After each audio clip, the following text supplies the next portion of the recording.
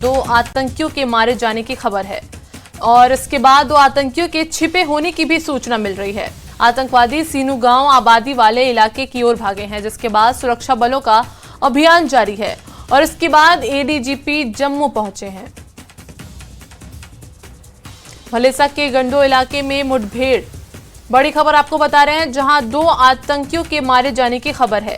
दो आतंकियों के छिपे होने की सूचना मिल रही है। आतंकवादी सीनू गांव आबादी वाले इलाके की तरफ भागे हैं, जिसके बाद सुरक्षा बलों का अभियान जारी है।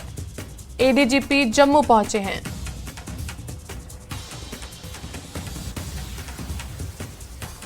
जम्मू के एडीजीपी पहुंचे हैं और सुरक्षा बलों का लगातार अभियान जारी है। भलेसा के गंडो इलाके में ये मुठभेड़ हुआ है, जिसमें दो आतंकियों के मारे जाने की खबर है और दो आतंकियों के छिपे होने की भी सूचना मिल रही है। आतंकवादी सीनू गांव के आबादी वाले इलाके की तरफ भागे हैं, जिसके बाद सुरक्षा बलों का अभियान जारी है और जम्मू एडीजीपी वहां पहुंचे हैं।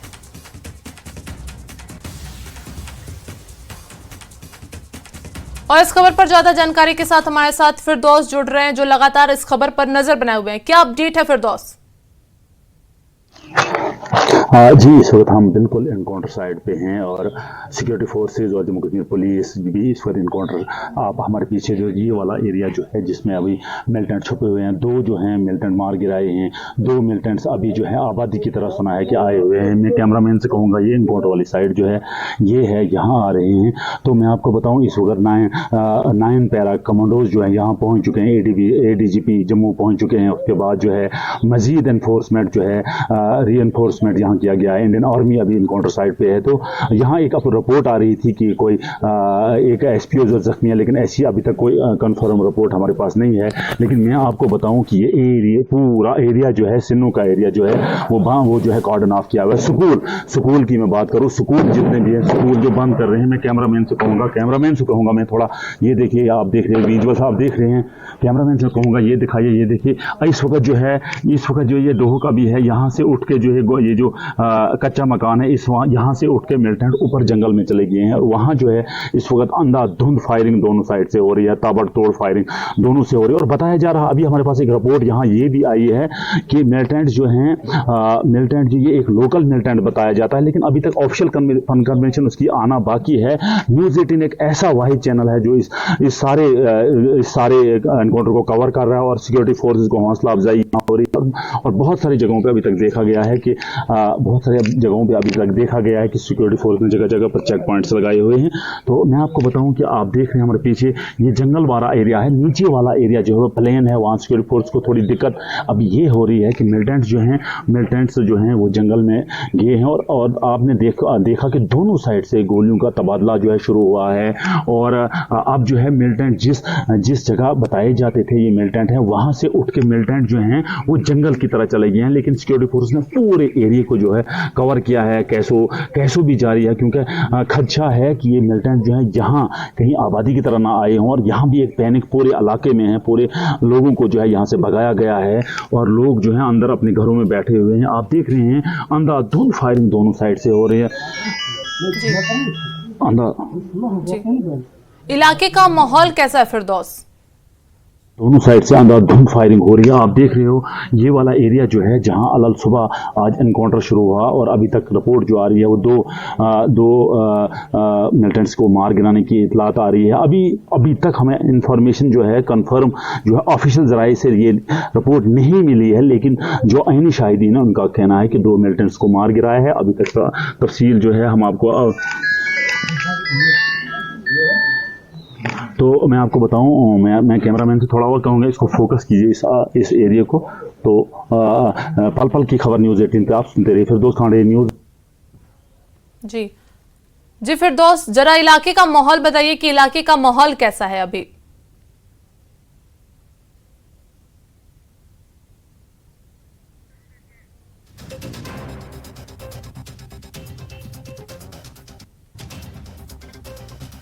भलेसा के गंडो इलाके में ये मुठभेड़ हुआ, जिसमें दो आतंकियों के मारे जाने की खबर है और दो आतंकियों के छिपे होने की सूचना भी मिल रही है, जिनको बताया जा रहा है कि सीनू गांव आबादी वाले इलाके की ओर वो आतंकवादी भागे हैं। सुरक्षा बलों का अभियान लगातार जारी है और जम्मू के एडीजीपी पहुंचे हैं।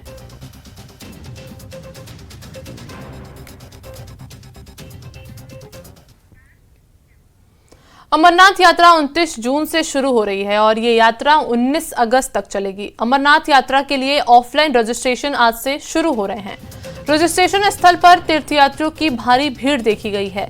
दक्षिण जम्मू एसडीएम मनु हंसा ने बताया कि सरस्वती धाम टोकन सेंटर पर यात्रियों को ऑफलाइन टोकन दिया जाता है, जिसके आधार पर लोगों का आगे रजिस्ट्रेशन होता है और ये तय होता है कि आगे वो किस दिन यात्रा करेंगे।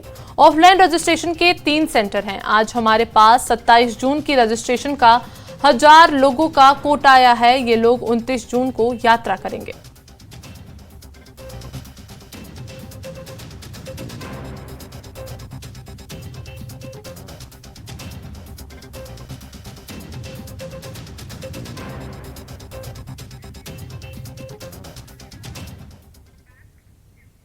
वहीं एसडीएम और अमरनाथ यात्रा के पंजीकरण प्रभारी मनु हंसा का कहना है कि उनके पास प्रतिदिन कुल 2000 रजिस्ट्रेशन का कोटा आता है। इसके बाद तीर्थयात्री अपने पंजीकरण के लिए रेलवे स्टेशन पर स्थित सरस्वती धाम से टोकन प्राप्त कर सकते हैं। उन्होंने कहा कि यात्रियों की सुरक्षा सुनिश्चित करने के लिए विभिन्न स्थानों पर सीसीटीवी कैमरे लगाए गए हैं।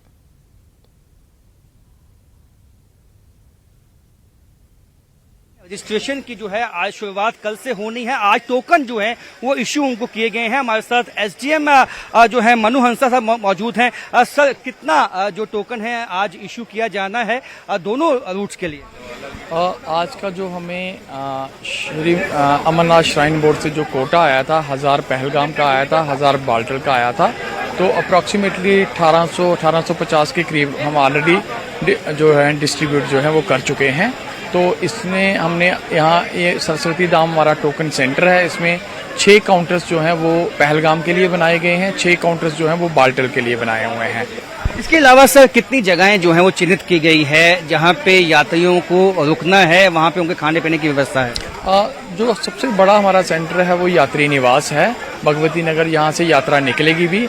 इसके अलावा हमने पैम्पलेट छपाए हुए हैं, उसमें 40-50 के करीब जो लॉजमेंट्स, डिफरेंट लॉजमेंट्स आइडेंटिफाई की हैं, उनकी डिटेल जो है वो भी प्रोवाइड की गई है। यात्री वहां जाके आराम कर सकते हैं, रह सकते हैं। सर, कुछ श्रद्धालु जो हैं वो बांग्लादेश या बाहरी जो देश हैं वहां से भी पहुंचे हैं, उनके के लिए क्या व्यवस्था है, उनको क्या कहना चाहेंगे? ये ऑफलाइन जो टोकन सेंटर है ये इंडियन जो नेशनल्स हैं उनके लिए है। जो एनआरआईज और फॉरेन नेशनल्स हैं उनको ऑनलाइन रजिस्ट्रेशन ही करवानी है। उसके लिए जो श्राइन बोर्ड की, अमरनाथ श्राइन बोर्ड की वेबसाइट है, उसके ऊपर पूरी डिटेल उनकी दी गई है। सर, ये ऑफलाइन रजिस्ट्रेशन कब तक चलेगी या 1.25 महीने चलने वाली है? ये जब तक हमारी यात्रा चलेगी तब तक हमारी ऑफलाइन रजिस्ट्रेशन जो है इसका प्रावधान रहता है। तो सर कितने बजे, कोई टाइमिंग इसलिए फिक्स की गई है? हमारा ये टोकन सेंटर मॉर्निंग में 6 बजे ओपन होता है और जितना हमें कोटा आता है उस हिसाब से हम इसको चलाते हैं। उसके लिए चाहे शाम के 4 बज जाए तब तक भी हम चलाएंगे, 5 बज जाए तब तक भी हम चलाएंगे, जब तक हमारा पूरा कोटा जो है वो कंज्यूम नहीं हो जाता। सिक्योरिटी के लिहाज से जो सीसीटीवी कैमरा है, हाई एंड जो सिक्योरिटी कैमराज हैं वो इंस्टॉल किए गए हैं, क्या कुछ डिटेल्स हैं? बिल्कुल सीसीटीवी, अगर आप बिल्डिंग देखें, ये श्री माता वैष्णो देवी श्राइन बोर्ड की बिल्डिंग है, इसके पूरी बिल्डिंग जो है ये सीसीटीवी कैमरा से कवर है। तो आप पुलिस की डिप्लॉयमेंट भी यहाँ देख सकते हैं, सिक्योरिटी की डिप्लॉयमेंट देख सकते हैं। जो भी यात्री गेट के अंदर आ रहा है उसकी प्रॉपर एक फ्रिस्किंग की जा रही है, प्रॉपर उनके बैठने का इंतजाम यहाँ किया गया है और इनफैक्ट सेपरेट इंतजाम किया है। 2000 लगभग जो कोटा आया था, 1000 बाल्टाल से, 1000 पहलगाम से, वो जो है इशू किए जा चुके हैं और जब तक ये यात्रा चलेगी तब तक ये ऑफलाइन रजिस्ट्रेशन काउंटर जो है वो चलते रहेंगे। कैमरामैन आशु के साथ राजन वैद, न्यूज़ 18 जम्मू। आरएसपुरा के गांव कोटली मिर्दिया में पूर्व सरपंच जसवीर सिंह की अध्यक्षता में आयोजित एक कार्यक्रम के दौरान दिव्यांगों में जरूरी उपकरण बांटे गए। इस अवसर पर बीजेपी के राष्ट्रीय सचिव डॉक्टर नरेंद्र सिंह मुख्य अतिथि के रूप में मौजूद रहे।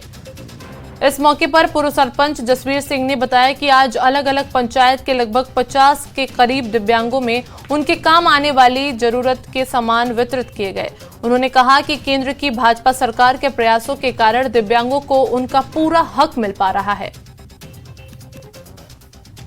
यहाँ पे आज मोदी सरकार द्वारा जो कल्याणकारी योजनाएं, जिनके जरिए अलग अलग योजनाएं हैं, उनमें एक योजना ये भी है जो जितने भी हमारे दिव्यांग भाई जो हैं उनमें काफ़ी सारा व्हील चेयर है, स्कूटीज़ हैं, कान की मशीन हैं, ये पैड हैं लेग्स के लिए, बाकर्स हैं, जो काफ़ी सारा सामान जो आज गरीब ज़रूरतमंद लोग जो हैं जिनको इसकी ज़रूरत थी।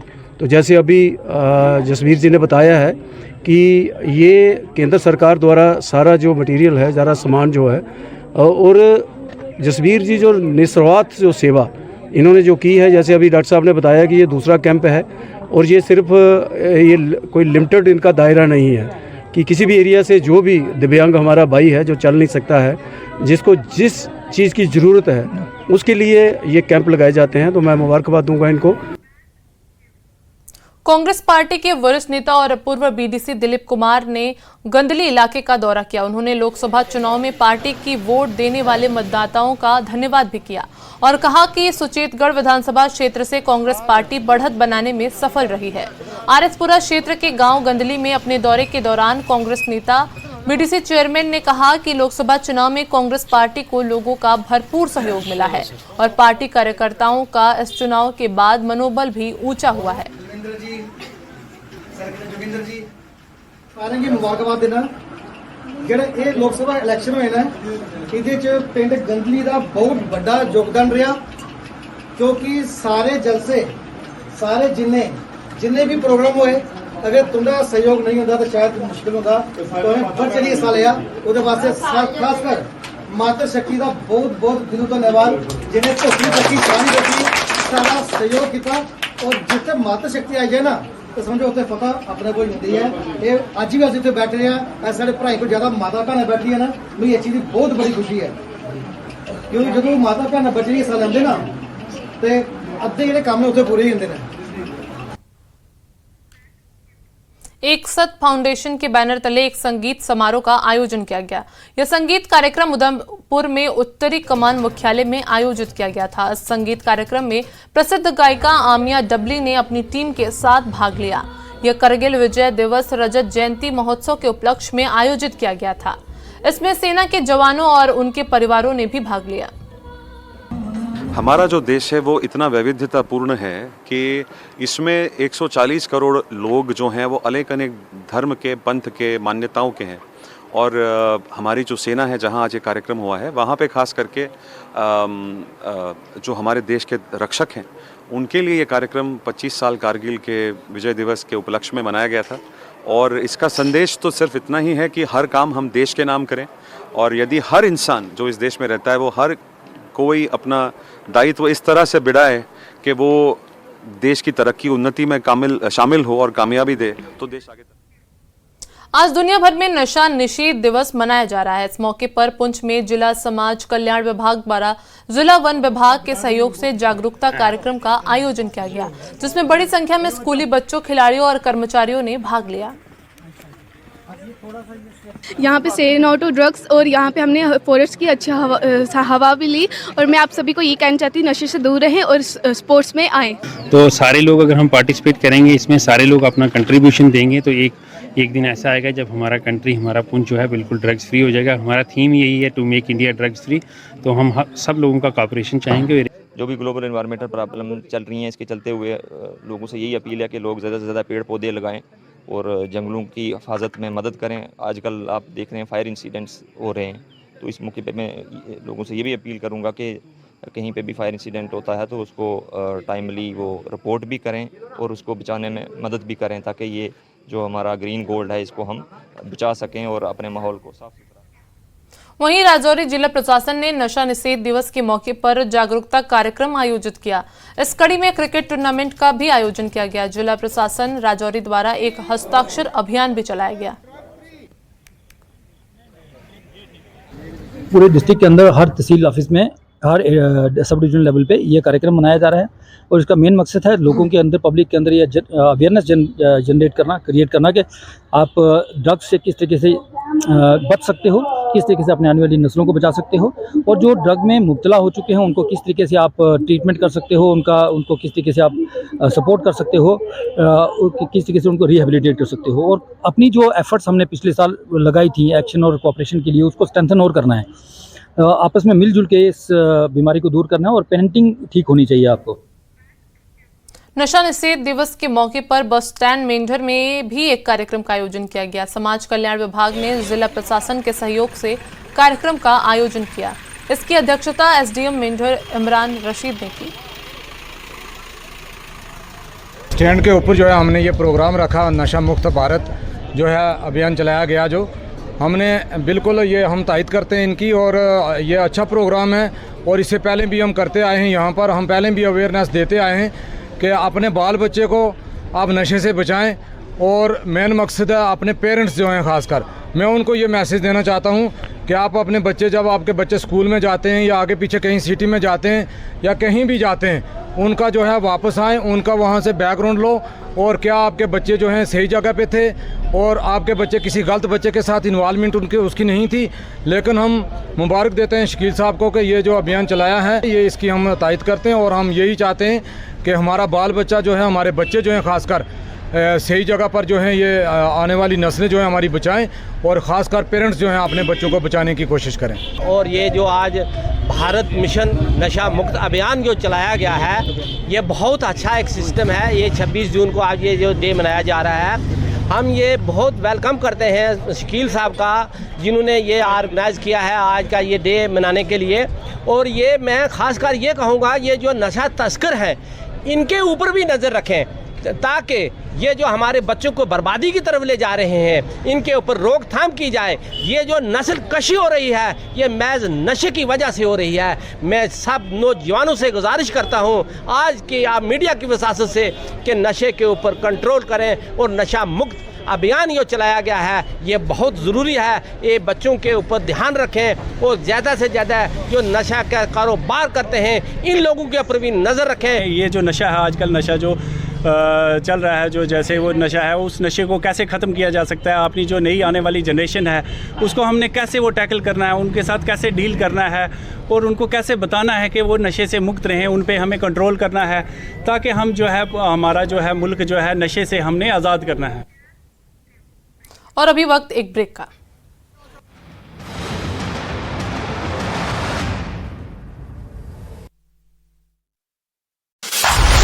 और बचाव योजनाओं पर की चर्चा, जिसमें आपातकालीन संचार स्थिति में जानवरों और मनुष्यों को बचाने का दिया जोर।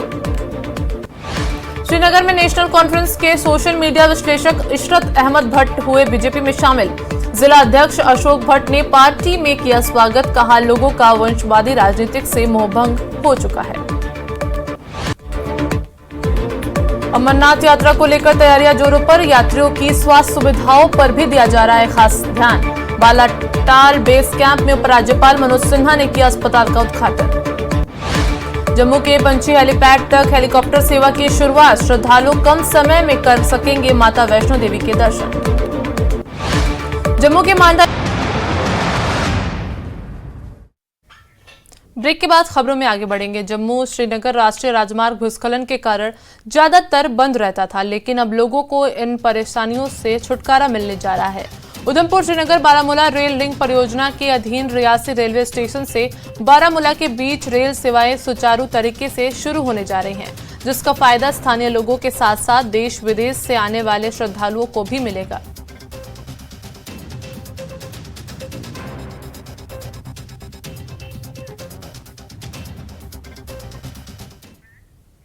बीजेपी ने शोपिया के गढ़ीपुरा में एक सार्वजनिक सम्मेलन का आयोजन किया, जिसमें जिला अध्यक्ष मोहम्मद यूसुफ भट्ट की मौजूदगी में बड़ी संख्या में लोग पार्टी में शामिल हुए।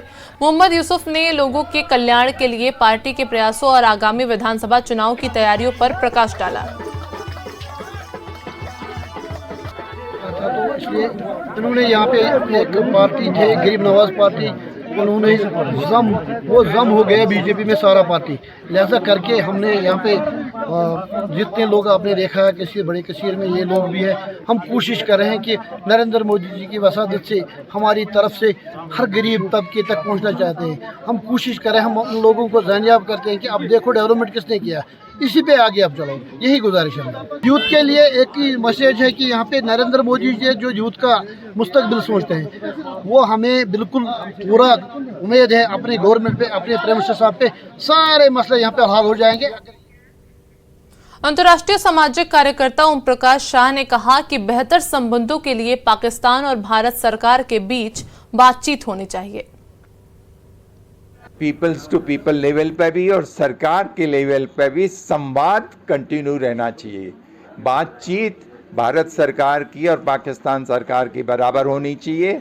लोगों का आना जाना ज़रूर होना चाहिए और संवाद होना चाहिए। अभी तो हमारे हाई कमिश्नर भी एक दूसरे के नहीं हैं। इंडिया का हाई कमिश्नर इस्लामाबाद में नहीं है, पाकिस्तान का हाई कमिश्नर दिल्ली में नहीं है, इंचार्ज अफेयर्स देख रहे हैं। इसलिए आवश्यकता इस बात की है कि डायलॉग कंटिन्यूसली हो, नॉन स्टॉप डायलॉग हो और उससे समस्या का समाधान निकलेगा। हमारे उनके संबंध अच्छे हों, उनको भी फायदा, हमारे आम पाकिस्तानी को, आम हिंदुस्तानी को फायदा है उसमें। वातावरण बदलने के लिए हमको प्रयास करने पड़ेंगे। पाकिस्तान और हिंदुस्तान के संबंध अच्छे हो जाएं, इसके लिए काम करना। ही देशद्रोही कैसे होगा? ये तो सबसे बड़ा देशभक्त का काम हुआ। आज अगर नुकसान हो रहा है हमारा, उनके पाकिस्तान और हिंदुस्तान के संबंध खराब हैं, उससे पाकिस्तान का भी नुकसान हो रहा है, हमारा भी हो रहा है। अच्छे संबंध हो जाएं तो इसमें तो देश प्रेम का काम है ना, इसमें देशद्रोह कहाँ है? श्री अमरनाथ जी यात्रा शुरू होने में अब 2 दिन शेष रह गए हैं। जम्मू के यात्री निवास में यात्रियों के लिए व्यवस्थाओं को अंतिम रूप दिया गया है। यात्री निवास के आसपास सुरक्षा व्यवस्था को सख्त कर दिया गया है। यात्रियों को कल से निवास में प्रवेश की अनुमति दी जाएगी, लेकिन कई यात्री पहले ही भगवती नगर स्थित यात्री निवास पहुंच चुके हैं। ये यात्री पश्चिम बंगाल, गुजरात, मध्य प्रदेश और अन्य राज्यों से हैं। अमरनाथ यात्रा के शुरू होने में अब सिर्फ 2 दिन रह गए हैं। 28 तारीख को यात्रियों का पहला जत्था इसी अमरनाथ जो यात्री निवास है जम्मू का, यहाँ से निकलेगा और इसके लिए इस सिलसिले में जो सिक्योरिटी के हैं ज़बरदस्त इंतजाम किए गए हैं। 28 सुबह को यात्री निवास से यात्रियों का पहला जत्था निकलेगा। तैयारियों की बात करें, देखिए अभी भी आपको दिखेंगे जो मजदूर हैं यहाँ पे, वो यहाँ पे शेड बना रहे हैं क्योंकि गर्मी बहुत है और जो यात्री हैं इसी शेड में अपने लाइन के इंतजार करने के बाद यहाँ पे उनकी सिक्योरिटी होगी। देखिए सीसीटीवी कैमरे भी लगा दिए गए हैं इसमें और पूरा सिक्योरिटी ग्रिड जो है उसको मजबूत किया गया है और यहाँ पे आने जाने वाले जितने भी यात्री हैं उनकी पहले चेकिंग होगी, फ्रिस्किंग होगी और आइडेंटिटी कार्ड उनके दिए जाएंगे, उनको देखे जाएंगे और उसके बाद ही उनको इस यात्री निवास के अंदर जाने की इजाजत दी जाएगी। किस बैच में आप जा रहे हैं? हम 29 वाले बैच में जा रहे हैं। इसका मतलब दूसरे बैच में जा रहे हैं क्योंकि 28 को फर्स्ट बैच है, हम 29 वाले बैच में जा रहे हैं। हमारा रजिस्ट्रेशन पहलगांव से है, तो हम सब बाबा बर्फानी के दर्शन के लिए जा रहे हैं। बम बम भोले, बम भोले की बात है। आपका नाम? रॉबिन गोस्वामी। आप भी पहली बार इनके साथ? पहली बार है। कैसा लग रहा है आपको? बहुत अच्छा लग रहा है। पहली बार जम्मू का नज़ारा भी देख रहे हैं, बहुत अच्छा लग रहा है। यहाँ आर्मी का बंदोबस्त बहुत तगड़ा बना हुआ है। यहाँ पर सब जगह चेकिंग दी हुई, चेकिंग हर जगह लगी हुई है और अभी रजिस्ट्रेशन का है, रजिस्ट्रेशन कराना है, फिर कल फिर दोबारा यहीं चेकिंग करने वापस हम लोग को आना है। बम भोले के पास पहली बार जा रहे हैं, क्या मांगेंगे? पहली बार जा रहे हैं। मांगना क्या है? पापा की तबीयत सही हो जाए। तबीयत ठीक नहीं है जी। आपका नाम? मनोज पारस। मनोज, आप यहाँ पहुँचे हैं, कैसा लग रहा है और आगे चल के क्या भगवान? यहाँ आके तो बहुत अच्छा लग रहा है क्योंकि मैं यहाँ पहले मैं दूसरी या तीसरी बार आ रहा हूँ जम्मू। मैं पहले भी यहाँ आ चुका हूँ, श्रीनगर रह चुका हूँ, लेकिन बाबा बर्फानी दर्शन पहली बार जा रहे हैं। तो यहाँ की व्यवस्था वगैरह बहुत अच्छी है। जैसे कि अभी हमने यहाँ के इंचार्ज से पूछा था, उन्होंने हमें बताया था कि आप जब भी रजिस्ट्रेशन कराएंगे तो उससे 1 दिन बिफोर पहले आपको यहाँ आना पड़ेगा, फिर उसके बाद ही आपको यहाँ से दर्शन के लिए पहुँचाया जाएगा। आप पहली बार जा रहे हो? हाँ, फर्स्ट टाइम। कितनी उत्साह है आपको? बहुत ज्यादा, बहुत। हर हर महादेव। हर हर महादेव। पहली बार जाने का अपना ही एक होता है। हाँ, बहुत, मतलब इतना एक्साइटमेंट है का हम बता नहीं सकते आपको ऐसा। आपके जो कुछ लोग गए होंगे पहले? हाँ, नहीं, हमारे कोई मतलब नहीं, पर हम लोग फर्स्ट ऐसा देखा, हमको बहुत है। आपका नाम? मेरा नाम कृपा है। आप क्या करते हो? बस होम वाइफ। पहली बार जा रहे हो? हाँ, हम भी पहली बार। बड़े खुश दिख रहे हो। हाँ, ज्यादा बहुत खुशी है हमें भी। बम भोले से क्या मांगना? बस अपनी सुरक्षा, शरीर की तंदुरुस्ती, और कुछ नहीं चाहिए। आज यात्रियों को अंदर जाने नहीं दिया जाएगा, यात्रियों को कल अंदर जाने दिया जाएगा यात्री निवास में।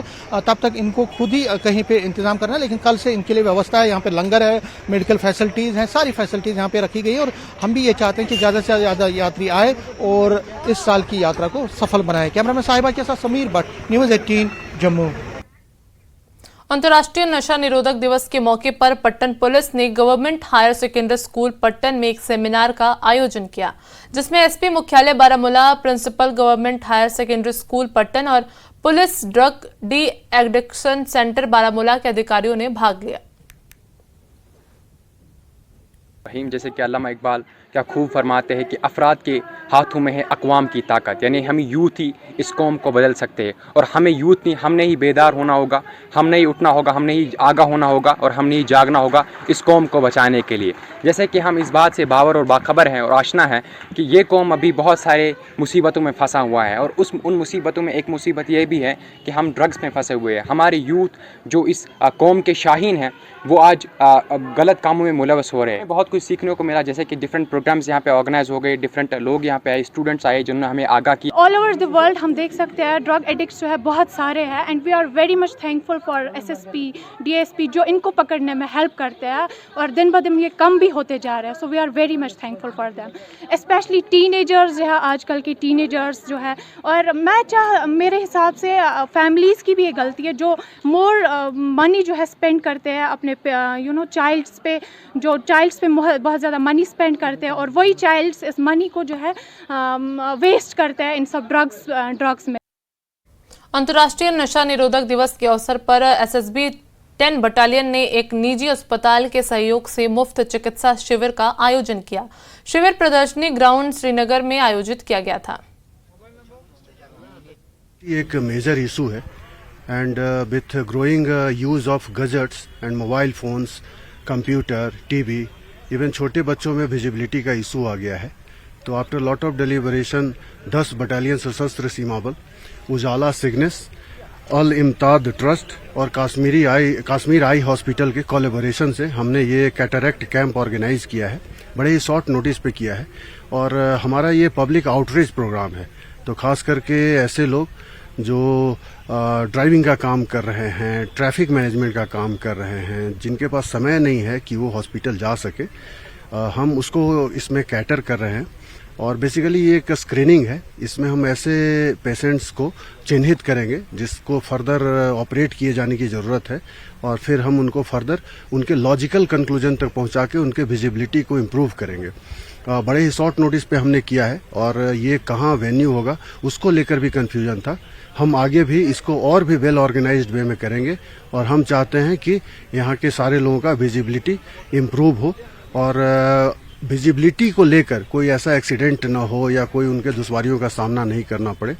आप सभी लोग आए और इसमें एसोसिएट हुए, आप सभी का बहुत बहुत धन्यवाद, थैंक यू। आज हम ये कैंप कर रहे हैं 10th बटालियन एसएसबी के साथ। ये एक एक्सक्लूसिवली जनरल मेडिसिन और ऑफ्थमोलॉजी का कैंप है। मैं आंखों की डॉक्टर हूँ और ये आज इन्होंने 10th बटालियन एसएसबी वालों ने कैंप ऑर्गेनाइज किया है for general public. So it is a very good initiative. We hope कि आगे जाके भी ये हर जगह पे जाके ऐसे कैंप्स करें, हम भी इनकी कुछ हेल्प करें और लोगों की, आवाम की भी कुछ हेल्प हो सके। मोस्टली जिन लोग जो बिजी है, हॉस्पिटल नहीं आ पा रहे हैं, चश्मे की ज़रूरत है, खासकर 40 के अबव जो है नज़दीक का चश्मा लगाना पड़ रहा है। फिलहाल मैंने वो पेशेंट्स देखे जो अभी तक चश्मा नहीं यूज़ कर रहे थे, उनको हमने यहाँ ग्लासेस प्रिस्क्राइब किए हैं। और डायबिटिक पेशेंट्स हैं जिनके पर्दे का चेकअप होना चाहिए एटलीस्ट साल में एक बार, वो भी पेशेंट्स कुछ देखें।